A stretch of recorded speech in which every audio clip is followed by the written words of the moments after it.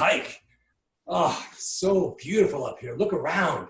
It is so amazing being up here in the mountains. I love the mountains. It's the most beautiful place to be in the world to me. It's so nice and peaceful and gorgeous, and New Hampshire has some of the nicest mountains around. You know, I knew that when they started instituting these social distancing policies, I knew that this is where I had to be.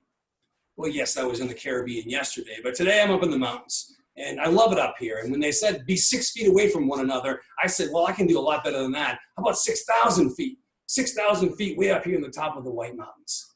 I love these mountains, and it's just the place I want to be right now. You know, it's hard to believe, though, that thousands of years ago, people used to come up to mountains to sacrifice to gods. They'd come up to mountains to sacrifice animals and other things to gods. We won't talk about that right now. But they used to do these things in order to try to make the gods happy.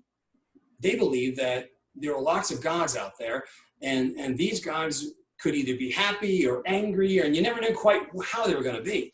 So what they did is they tried to do things to make these gods happy so that these gods would do good things for the people. If the gods were happy, then they might have good rain and good crops, or they might be healthy, or they might live prosperous lives, or they might be protected from their enemies. But if the gods were mad at them, if the gods weren't happy with them, they might not have good crops. They might starve, or they might get diseases, or they might get overrun by their enemies. So they tried really hard to make the gods happy with them. And so they made sacrifices on mountains like this, way up high.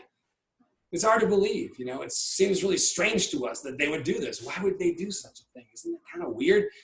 Well, yeah, it does seem kind of weird to us now, but in some ways, you know, we still kind of do that. You know, when things are going well in our lives, we say, well, thank God, things are going really well for us. But when things aren't going quite so well, or bad things happen to us, you know, oftentimes we say, you know, why is this happening to me? What did I do to deserve this? Or why is God doing this to me? You know, many people think God is responsible for things like viruses and disasters. And probably some people think that God's responsible for this coronavirus too.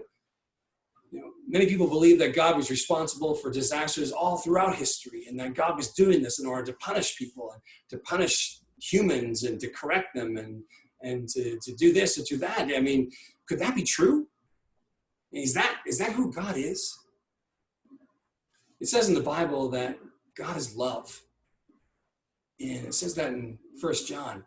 And if that's true, then why would God be sending bad stuff to us? If God is love, then why would bad things be coming to us?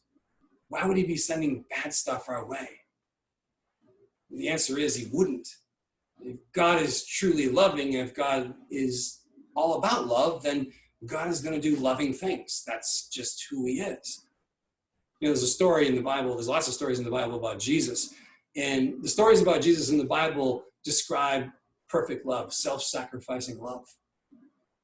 And it says in the Bible, you might know this verse. It says, for God so loved the world that he sent his son. God so loved the world that he sent his son. A lot of people know that verse. It's very familiar. But what a lot of people don't know is the second part of the verse. It says, God didn't send his son into the world to condemn the world, but to save the world. So I don't really think that God is all about knocking us down or punishing us or doing bad things to us to get us to do something or to make him happy or something. I think God is more all about loving, sacrificial love. That's the highest form of love. And if that's who God is, if that is God, God is love, then God's not going to do anything that's not loving. It's just not who he is. So I don't think that God is at all responsible for the coronavirus or anything like it. I think this is just how the world is. You know, we live in a world that has viruses. We live in a world that has natural disasters and weather things that injure people or hurt people or kill people. We live in a world where different peoples get angry at each other and they do bad things to one another and wars happen. This is just the world we're in, but that's not who God is. It's not what God does. God is love. So God loves this world. So where do you see God loving this world? I think the best place to see God loving this world is when you look on the news and you'll see medical workers and doctors putting themselves at great risk trying to help people right now. Some of them are getting sick and worse, and they're doing this because they want to help. I see people in leadership, in local and state and federal leadership, they're working huge amounts of hours, long hours, trying to make big decisions to help all of us. That's where I see love. And I also see love in every day when I hear about people reaching out to other people, just trying to make a little difference in their lives, let them know that they're thinking about them, or that they're important to them, and they're not alone, asking if they can do anything to help each other. That is where I see God right now. That's what I see God doing in our world right now. So while all this tough stuff is happening right now, and you might say, well, where is God? That's where he is. God is love. So go out there and help someone. Give someone a call and let them know you're thinking about them right now, and just reach out and see what you can do to help somebody around you.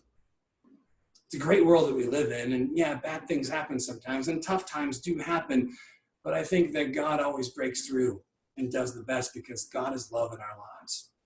So I'm going to head down the mountain right now, and I'm going to do a little bit of that. I'm going to call someone that I want to reach out to and see if they need some help. So I'll see you next time right here. Happy trails.